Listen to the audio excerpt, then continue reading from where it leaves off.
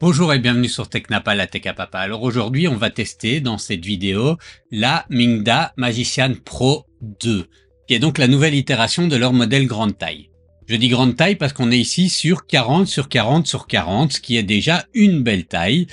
Alors, vous voyez le bandeau, cette vidéo est sponsorisée parce que, en fait, elle est plus ou moins, j'ai obtenu une réduction sur le prix, hein. Je n'ai pas reçu la machine gratuitement, je l'ai payée avec une petite réduction. Je leur ai demandé, moi, de pouvoir avoir cette imprimante parce que je cherchais une imprimante de grande taille pour réaliser un projet en life size. Donc voilà, ça c'est un futur projet à venir sur la chaîne. Et ben j'avais envie de pas devoir le faire à coup de pièces de 20 cm sur la Bambu Lab.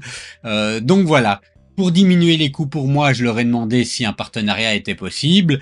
Et ils n'ont pas accepté une vidéo complètement sponsorisée, mais ils m'ont fait une petite réduction sur le prix et ben, je l'aurais acheté au prix plein, donc de toute façon, c'était intéressant pour moi. Alors, outre cette petite réduction, eh ben, Mingda me propose également de vous faire gagner du filament. Donc vous verrez dans la vidéo, j'utilise du filament de Mingda. Et en utilisant le code que vous voyez apparaître ici à l'écran, vous pouvez participer à un concours qui sera organisé par Mingda. Alors pour participer, c'est très simple, hein, vous retenez le code que je viens de montrer à l'écran, vous vous abonnez à ma chaîne, vous allez sur la page de Mingda, je mettrai le lien en description, vous mettez un like et vous suivez la page et vous envoyez un message privé à la page de Mingda avec le code en question. Et les personnes qui auront suivi toutes ces étapes seront rajoutées par Mingda dans une roue de tirage au sort. Et 7 jours après la publication de cette vidéo, ils tireront au sort les 3 gagnants qui gagneront chacun 1 kg de filament et vous serez à contacter après par Mingda pour vous arranger pour les envois. De toute façon, je reprends toutes les infos en description. En attendant, n'hésitez pas à vous abonner, à partager, à liker, à commenter, à me suivre sur mes réseaux sociaux. Et je vous dis à tout de suite après le générique.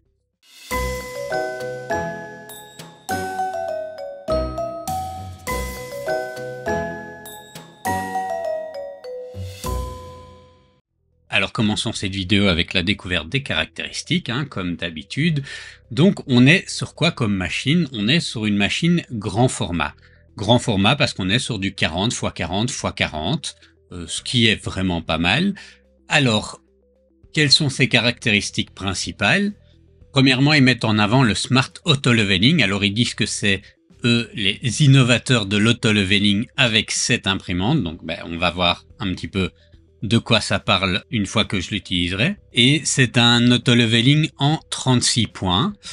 On a un extrudeur à double engrenage. Elle est a priori très facile à monter, donc on verra ça après. Elle a un double axe Z, ce qui est toujours pas mal. Donc on le disait, hein, une taille d'impression de 40 x 40 x 40, ce qui offre pas mal de possibilités encore une fois de plus.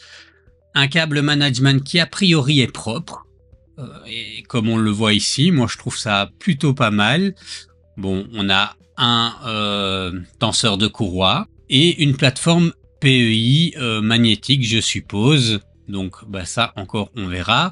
On a plusieurs connexions possibles et ça c'est pas mal, hein. Une clé USB normale, une carte SD et une grosse carte SD et pas une micro SD. Je n'aime pas beaucoup les imprimantes avec les micro SD parce que j'ai des gros doigts et que je les perds et qu'elles sont petites et que, enfin bref, voilà, là c'est bien. Et on peut reconnecter en USB-C aussi avec le développement des portables qui sont de plus en plus en USB-C. Si on veut l'utiliser directement connecté à un portable, c'est pas plus mal. Bon alors, les autres spécificités, assez classiques j'ai envie de dire, on a une reprise du travail en cas de coupure de courant, on a une LED qui indique la température de fonctionnement, bon à voir puisque a priori elle est cachée derrière le cache, mais donc à voir. Alors pour le reste, hein, on a un bundle assez classique avec l'imprimante, les vis, un petit tube en téflon et une buse, ainsi que le porte-filament. Enfin voilà, rien de très particulier à ce niveau-là. Ici a priori la buse qui est fournie avec n'est pas une buse all metal, donc je suppose qu'elle n'est pas fournie avec et qu'il va falloir le remplacer, l'acheter à part pour pouvoir imprimer avec des filaments plus techniques.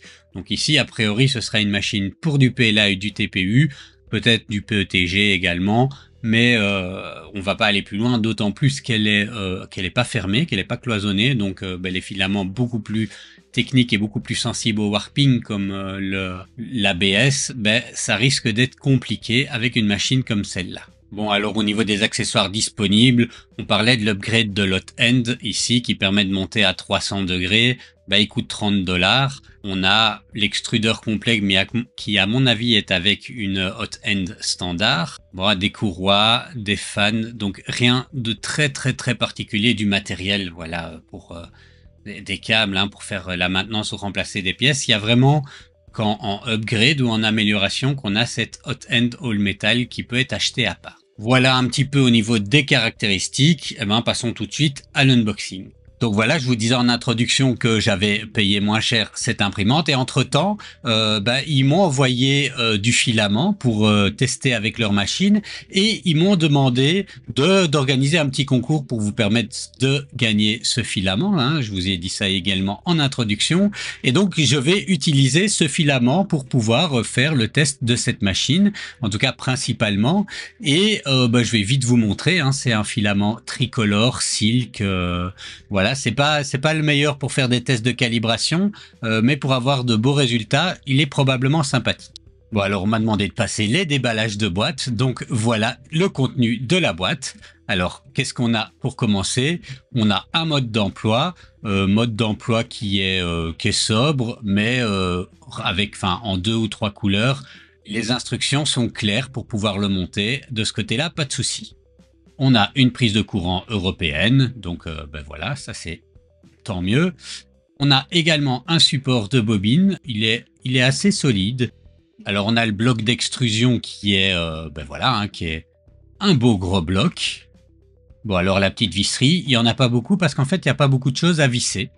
On a également une buse de remplacement, les fameuses clés Allen, une petite clé pour serrer les excentriques, une carte SD, une grande carte SD, un tout petit échantillon de filament, ils ont été un poil radins sur ce coup-là, on a 30 grammes.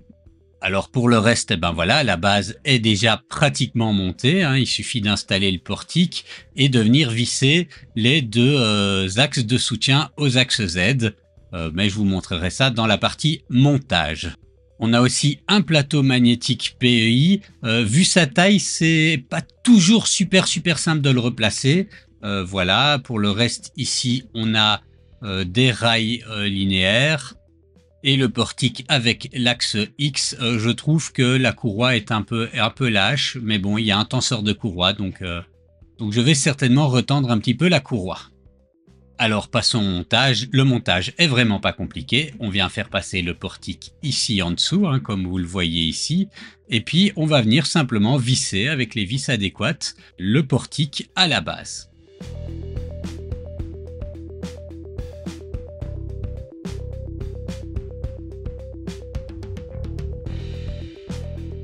Alors une fois ceci fait, on va venir fixer, vous voyez ici les renforts de l'axe Z en les vissant également.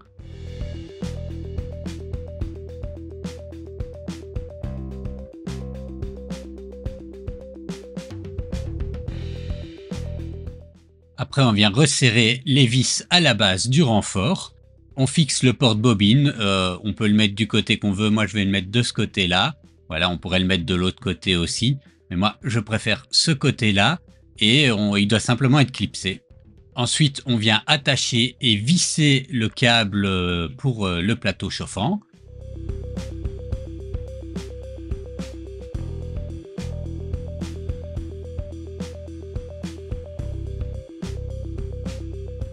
Et enfin, venir attacher tous les petits câbles qui restent à brancher.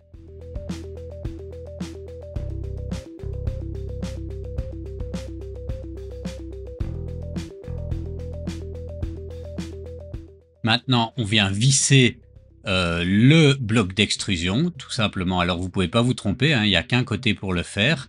Et il y a 2 vis à mettre. Ça tient bien, hein, quand même, malgré le fait qu'il n'y ait que 2 vis à visser.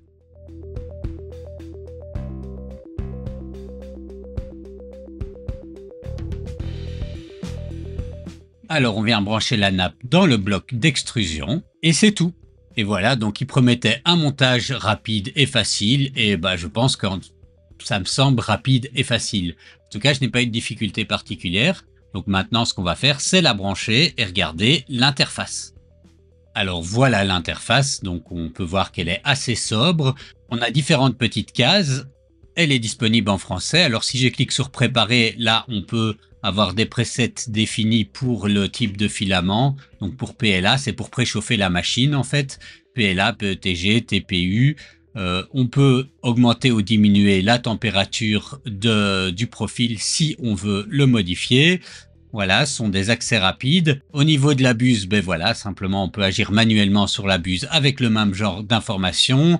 Au niveau du bed, c'est pareil. Si on clique sur imprimer, on a ici les options pour la carte SD ou la clé USB. Et dans les autres paramètres, on va avoir le menu pour déplacer l'imprimante. Vous voyez, par pas de 0,1, de 1, de 10. Si on vient cliquer sur origine, on a ici toutes les origines, le home qu'on peut faire pour l'imprimante. Cliquant sur extruder, on va pouvoir avoir un contrôle sur notre extrudeur, chauffer la température de la buse, avoir un flot rapide, lent ou normal, charger ou décharger du filament. Enfin, voilà. Alors le menu, c'est mal traduit, mais c'est le menu vitesse. Là encore, on va pouvoir travailler sur nos vitesses. Le menu baby step, là c'est pour pouvoir faire du baby step. Alors c'est plutôt utile en début d'impression pour ajuster nos paramètres. Voilà, ici il m'impose un homing pour pouvoir faire du baby step. On peut également gérer la vitesse de nos ventilateurs. Et on a les paramètres, par exemple le changement de langue. On a différentes langues, voilà, anglais, moi je vais laisser en anglais. On peut activer ou désactiver le senseur de filament. Enfin, voilà pour le menu. Alors j'en profite qu'il fait noir dans mon atelier pour vous montrer un petit peu cette histoire de lampe LED qui change en fonction de la température de la buse. Et je trouve que c'est plutôt une bonne chose parce que c'est vraiment un rapport visuel direct. Donc je vais accélérer, comme ça vous pouvez voir. Ici elle est plutôt tiède, là ma buse est à environ 40 degrés.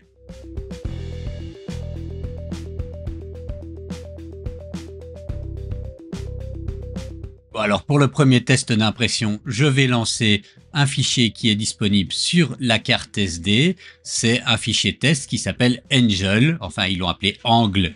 Ils se sont trompés dans l'orthographe. Donc je me demandais ce qu'il allait imprimer. J'ai vu après que c'était un petit ange. Donc je vous laisse le début. Alors j'ai pas fait un timelapse complet parce que c'était un peu long et que je n'avais pas bien configuré mon appareil photo. Mais je vous laisse un petit peu un accéléré du début de l'impression et on se voit après la fin de l'impression.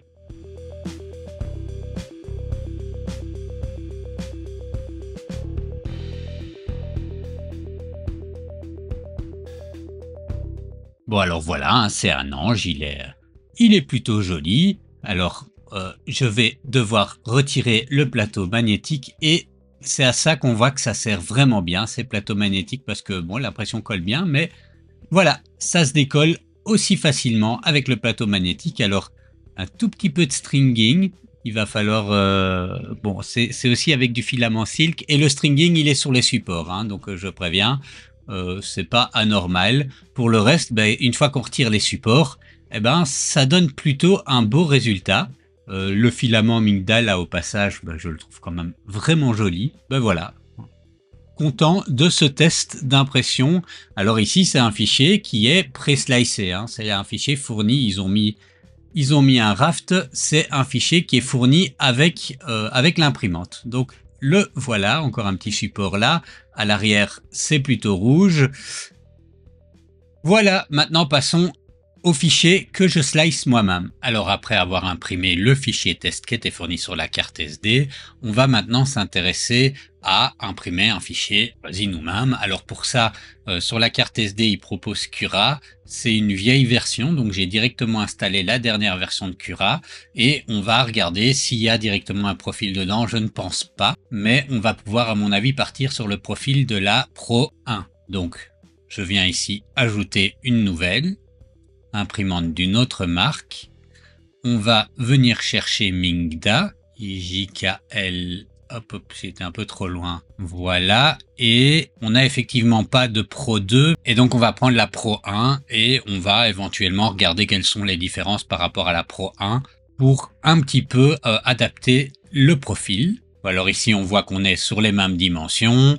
Au niveau, bon, ici, on voit pas beaucoup, mais les Start J-Code, on va faire confiance à ce niveau-ci. Pour l'extrudeur, on est bien en 1,75. Donc, on va faire confiance à ce niveau-ci pour le moment. Je vais juste renommer ça comme ça. Hop. Bon, alors voilà le premier test avec Cura. Bon, je pense pas. Il y a une grande différence entre la Magician Pro et la Magician Pro 2 par rapport au profil. Donc, j'ai cherché, j'ai pas trouvé vraiment. Je pense que au niveau des vitesses d'impression, on va être à peu près sur la même chose que sur la Pro 1. Je pense les améliorations qui ont été faites sur la Pro 2 sont manifestement plus des améliorations d'expérience utilisateur sur la machine en elle-même, comme un câble management mieux pensé. Enfin voilà. Donc du coup je vais, puisque je n'ai pas vraiment trouvé pour le moment de profil spécifique, je vais utiliser le profil de la Magician Pro 1 et j'ai rien touché, j'ai pris les paramètres par défaut et donc je prends ici ce vase de 40 cm, enfin je l'ai mis à 39 cm de haut en mode vase avec une bordure et j'en suis à 1 jour et 7 heures, donc on est sur du 60 mm/s au niveau de l'impression. Alors je sais que pour le moment, on vient d'annoncer des concurrentes en grande taille et Elegoo. Je ne l'ai pas testé, donc je ne sais pas dire quelle est sa qualité et si la haute vitesse qu'ils annoncent sous Clipper sur les grandes tailles peut être fiable. Mais ici, je vais me cantonner à celle-ci et voir déjà si elle imprime bien. Parce que quand on imprime dans les grandes tailles, en tout cas moi c'est la philosophie que j'avais jusque-là, eh ben on accepte de sacrifier sur la vitesse pour garantir la qualité. Peut-être que des nouvelles machines permettent autre chose, mais en tout cas, le modèle que je teste ici n'est pas dans cette philosophie-là. Et ben maintenant, imprimons ça et voyons ce que ça donne. Alors voilà, ça s'est bien imprimé. Je vais retirer, voilà, le retirer du plateau parce que ça va pas être forcément facile. Voilà. Bon, le plateau PUI, ça marche quand même vraiment bien. La bordure là, ben, il faut la retirer, mais ça va. Ce qui est important de voir, c'est la qualité d'impression. Et franchement, la qualité d'impression et le profil utilisé comme ça, vraiment aucun problème. Il n'y a pas le moindre stringing, c'est net. Je suis vraiment convaincu par cette impression-là, en tout cas, en partant du profil de Cura et le profil de la Magician Pro 1. Alors, il est peut-être possible de monter un peu en vitesse, et c'est ce qu'on verra en essayant d'utiliser un autre slicer. Donc voilà, vous voyez la taille là, on est monté quasi jusqu'en haut. Bon, alors comme vous avez pu le voir, ça a fonctionné dans Cura, donc vous me connaissez, moi j'utilise plutôt Orca Slicer, et donc on va maintenant venir rajouter cette imprimante dans Orca Slicer. Alors j'ai été regarder, il n'y a pas de... la Mingda n'est pas dans la liste des imprimantes préconfigurées dans Orca Slicer. Mais c'est pas très grave, puisqu'avec Orca Slicer, on a la possibilité de venir rajouter n'importe quelle imprimante qui fonctionnerait sous Clipper ou sous Marlin. Celle-ci fonctionne sous Marlin, donc on va venir simplement créer un profil générique Marlin. Donc voilà, je suis ici sur My Marlin et on va personnaliser pour créer notre profil de Mingda. Alors pour ceci, je viens choisir les paramètres de l'imprimante. Je vais déjà sauvegarder, donc ce sera un réglage utilisateur et je vais l'appeler Mingda. Hop, voilà. Alors, on va modifier ici la hauteur imprimable, qui est de 400. La zone imprimable, ici, qui est de 400 et de 400. On pourrait rajouter une texture et un modèle pour que notre plateau corresponde à ce qu'on veut. Je suis allé chercher dans le dossier ressources de Cura le mesh qu'ils utilisent pour leur profil. Voilà. Bon, alors ce sera Magician Pro, pas Pro 2, mais on va être content comme ça. Et on va tester comme je fais habituellement quand j'ai pas de profil prédéfini.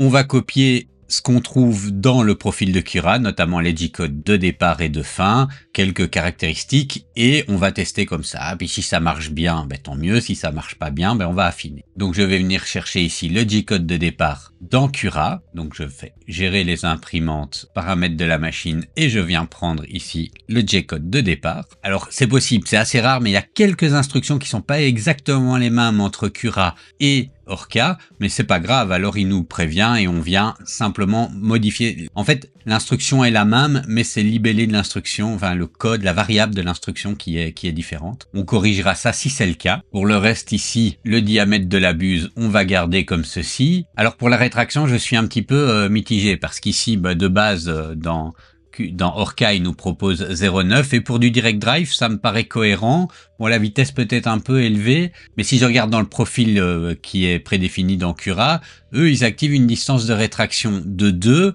avec une vitesse de 25 et on a vu que l'impression était super belle sans le moindre stringing.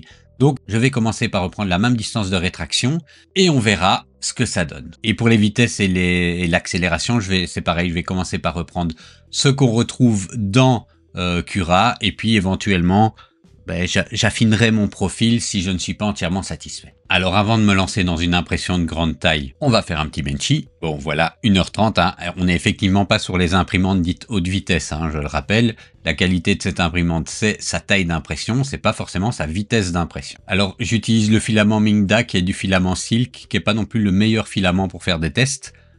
Parce que c'est plus compliqué à maîtriser, mais en attendant, on va le garder comme ceci et on verra ce que ça donne. Bon ben voilà, il s'est bien imprimé, encore le petit plateau PEI pour le décoller. Bon, à l'exception d'un stringing quand même relativement prononcé, le reste c'est quand même très bien imprimé. Ce que je vais faire, c'est comme je le pensais, diminuer la distance de rétraction. Et voilà, et je vais lancer autre chose en modifiant ce paramètre. Bon alors voilà, j'ai un petit peu ajusté mes paramètres de rétraction et un tout petit peu modifié la température pour qu'il y ait plus du tout de stringing. Et maintenant, on va exploiter la taille du plateau non plus en hauteur, mais en largeur. Alors, pour ceci, je vais reprendre un modèle que j'avais trouvé d'un papillon articulé. Et donc voilà, je vais prendre ce modèle-ci et évidemment, l'intérêt c'est de l'agrandir. Donc, on va l'agrandir de manière à titiller les limites de la machine, comme ceci, et sans toucher aux autres paramètres, on va faire la découpe du plateau. Il en a pour 20 heures. J'ai quand même essayé d'augmenter un petit peu la vitesse, puisque on était sur le profil de la Magician Pro, et ici, vu sa structure et sa conception, on peut peut-être se dire qu'on peut monter un peu dans les vitesses, mais donc je suis passé d'environ, pour le remplissage, 60 mm/s à 80. Pareil pour les parois intérieures. Pour les parois extérieures, je suis resté à 60 et pour la coche initiale, je suis monté un tout petit peu plus. Et donc, a priori, je gagne un petit peu, mais voilà, on va voir ce que donne l'impression avec ce modèle-là. Et donc voilà, hein, encore une fois, on le retire du plateau et le PEI aide vraiment pour ça. Et ça c'est bien imprimé et c'est bien articulé. Le filament de Mingda donne un effet sympa pour cette libellule. Pourrait travailler un peu mes surfaces supérieures. Mais globalement, je trouve ça sympa, hein, voilà.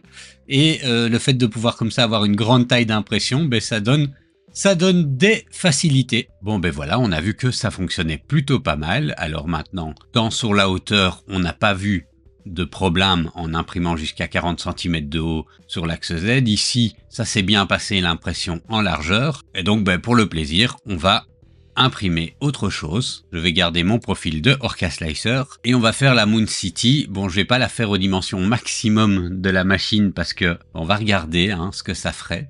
Si je l'imprimais aux dimensions maximum, je voulais l'imprimer comme ça. Par exemple, en 0,2 parce que quand même, sinon ça va mettre 6 ans je pense. Donc si je voulais l'imprimer comme ça, mais je ne vais pas mettre de support. Alors il me dit qu'il y a des régions flottantes, ce serait pas mal de mettre des supports. Moi, je l'ai imprimé sans support, Moon City. Sur mes autres imprimantes, il y avait un petit endroit ou deux caché où un support aurait été pas mal. Je pourrais mettre un support manuel par exemple. Bon, ici, vous voyez, 1,5 kg de filament et 6 jours d'impression, ça fait peut-être un peu déconner. Mais voilà, c'est la possibilité. On pourrait se faire comme ça une toute belle Moon City. Mais on va quand même la faire de manière un petit peu plus raisonnable, on va dire. Si je lui demande de le faire en 25 cm de haut, alors je suis à 550 grammes et 2 jours. Ce que je vais quand même faire, parce que sur la bobine, parce que ce serait un peu bête de devoir changer de bobine et puis finalement ne pas garder cette couleur-là. Sur la bobine Mingda que j'avais, il me reste un peu moins de 500 grammes, donc je vais encore un peu diminuer, histoire d'être sur les 500 grammes, mais vous voyez un peu les possibilités qu'offre la machine également, et un peu aux vitesses à laquelle on va imprimer. Donc voilà, avec 225 cm de haut, on arrive ici à 427 grammes et un jour 20 d'impression, donc à peu près 2 jours d'impression. Ça me paraît pas mal. Alors c'est parti. Bon voilà, il me semble que j'ai trouvé un équilibre au niveau des paramètres. Que dire, moi je trouve ça super. Ce filament Silk donne quand même un super résultat. Comme vous pouvez voir, il n'y a pas de stringing, mais à part ça, ce côté tricolore est sympa. Alors j'aime un petit peu moins le côté ligne, mais ça, c'est le filament qui veut ça. Mais voilà, je suis content. Bon et voilà, comme je me suis pris une licence à Simplify 3D, je me suis dit que tant que je suis occupé avec le test de la Mingda, autant essayer avec la Mingda. Alors je n'ai pas trouvé de profil pour la Magician 2 dans la liste des imprimantes qui sont possibles avec Simplify 3D. Mais j'ai créé un profil générique avec les mêmes paramètres que ceux utilisés dans les 2 slicers précédents. J'ai un peu diminué la rétraction parce que voilà, je l'ai passé à 1,5 et j'ai fait une impression test et c'était nickel. Donc maintenant, je vais tester une impression un petit peu plus grand format. Et ce que je vais imprimer, c'est cette Enterprise en kit sur une carte, comme ceci. Et évidemment, on va l'agrandir. Et voilà, on va l'agrandir comme ceci. Bon, j'espère que j'aurai assez de filaments. Je garde les mêmes caractéristiques que ce que j'avais utilisé tout à l'heure. Et j'en ai à peu près pour 200 grammes. Et il va imprimer pendant 24 heures. Et on va voir ce que ça donne. Et voilà ce que ça donne. Il n'y a plus qu'à construire tout ça. Je vous fais un petit timelapse avec la construction. Et je vous retrouve après pour ma conclusion.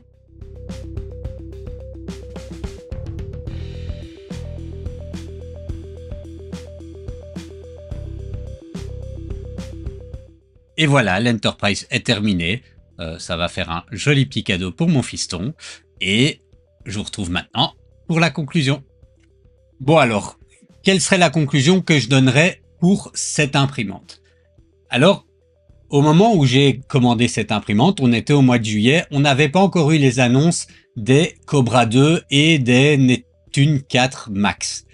Pourquoi est-ce que je dis ça? Parce que je sais qu'on va me dire, oui, mais en fait, cette imprimante, elle est bien, mais il y a la Cobra 2 et il y a la Neptune 4 Max qui permet d'aller à 15 000 mm/s. Oui, c'est vrai. Alors non pas pour le 15 000 mm/s, mais oui, c'est vrai que ces deux modèles-là sont sortis entre-temps et fait du coup concurrence directe avec ce modèle de Mingda. Je n'ai pas testé les 2 autres modèles, donc je ne peux pas me positionner et je ne vais pas pouvoir dire non mais la Mingda est mieux parce que, ou les autres oui elle écrase, je ne sais pas. Je vais me borner ici à vous donner mon ressenti sur l'expérience que j'ai eue avec cette Mingda.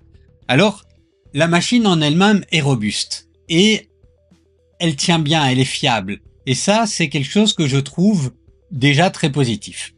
Elle est bien renforcée. Elle a une certaine, vous savez, j'ai déjà dit que j'aimais bien la Caillou parce qu'elle a un caractère, elle a quelque chose, une forme un peu différente des autres. Et la Mingda ici avec son plateau qui est comme ça, sa base et vous voyez un peu son look. Moi, je trouve qu'elle a quelque chose comme ça d'un peu caractéristique que j'aime beaucoup.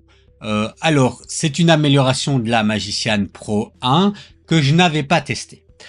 Je l'ai pas testé, mais j'ai quand même essayé de regarder ce qu'elle avait de différent, puisque manifestement, c'est pas tant dans les vitesses d'impression qu'on a eu des différences. Néanmoins, on peut quand même un petit peu pousser les vitesses d'impression par les différences. Elle a une structure un peu plus rigide, il y a quelques petites améliorations comme ça qui permettent de se dire qu'on peut pousser un peu les vitesses d'impression. On n'est clairement pas sur des vitesses que permettent un firmware Clipper comme on va retrouver sur les autres machines, mais on a une vitesse d'impression qui est standard aux machines non Clipper. Le défi avec ces imprimantes grande taille, c'est la fiabilité et notamment la fiabilité en Z.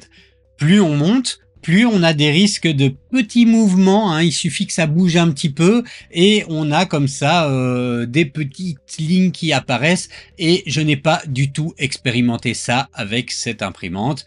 Vous l'avez vu sur le vase qu'on a imprimé sur toute la hauteur, vous l'avez vu sur la Moon City, je n'ai pas du tout expérimenté ça.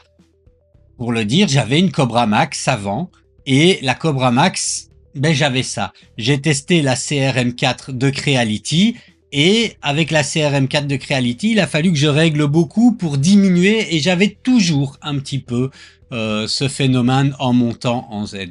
Et ici, je l'ai pas du tout. Donc, moi, j'ai le sentiment que ils ont pas essayé de sacrifier la fiabilité et la qualité d'impression sur l'autel de la vitesse.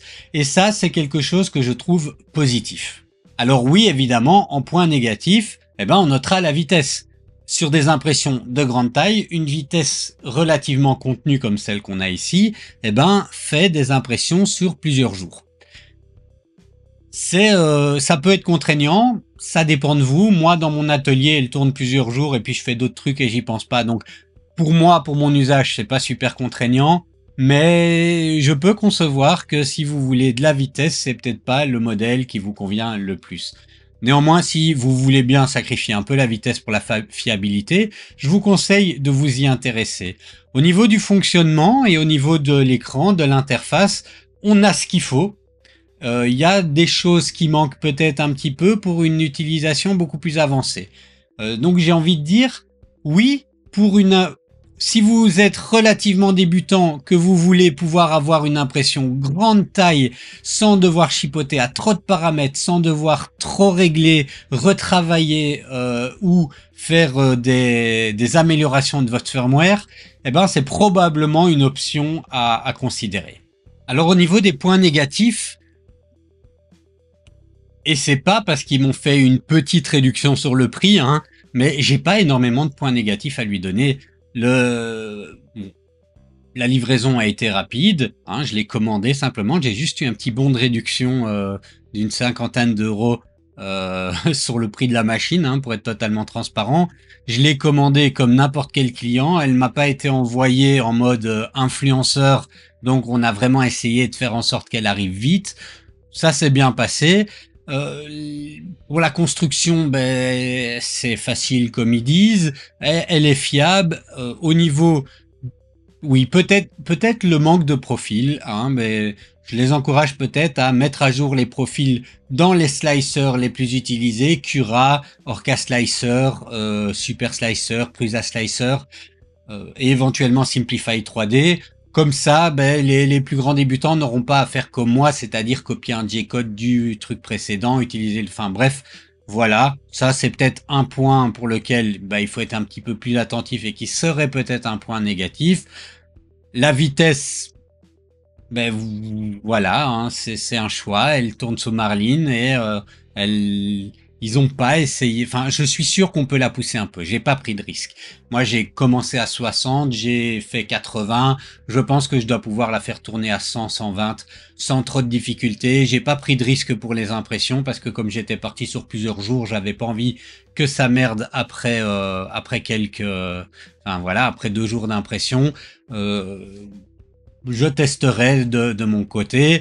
J'ai pas grand chose à lui reprocher, mis à part ces quelques points-là. Elle est robuste, elle est fiable, elle l'imprime correctement. Le bloc d'extrusion me paraît relativement bien pensé, le câble management est très propre, le packaging est correct, ils ont été un peu radins sur la bobine de filament, ça c'est vrai, mais pour le reste ça va. La connectivité, on peut la brancher directement sur un ordinateur en USB-C, on peut utiliser une carte SD ou on peut utiliser une clé USB, et ça je trouve ça super également. Il lui manque peut-être une connexion Wi-Fi ou une connexion réseau. Ça aurait été bien. Voilà, pour le reste, le prix, je pense qu'il diminue un peu. Et je pense que si elle vous intéresse et que vous privilégiez la fiabilité, alors je ne dis pas que les autres ne sont pas fiables, hein, je les ai pas testés. Mais ici, je peux vous dire qu'elle est fiable. Donc si vous privilégiez la fiabilité à la vitesse, la concurrence faite par les autres modèles, hein, Elegoo et Anycubic, va probablement pousser le prix un peu vers le bas. Je pense que ça a déjà commencé un petit peu à diminuer. Voilà, c'est une machine que je vais garder, hein, elle va rester dans mon atelier, en tout cas pour le moment, puisque comme je l'ai dit, j'ai demandé de pouvoir l'acheter dans le cadre d'un projet de grande taille pour lequel j'avais besoin d'une imprimante plus grande. Voilà, c'est à peu près tout ce que je peux dire pour, en conclusion pour cette machine. N'oubliez pas le partage, le like, l'abonnement, le 50-50, l'appel à un ami et vous abonner sur mes autres réseaux sociaux si vous voulez bien. Et je vous dis à la prochaine vidéo.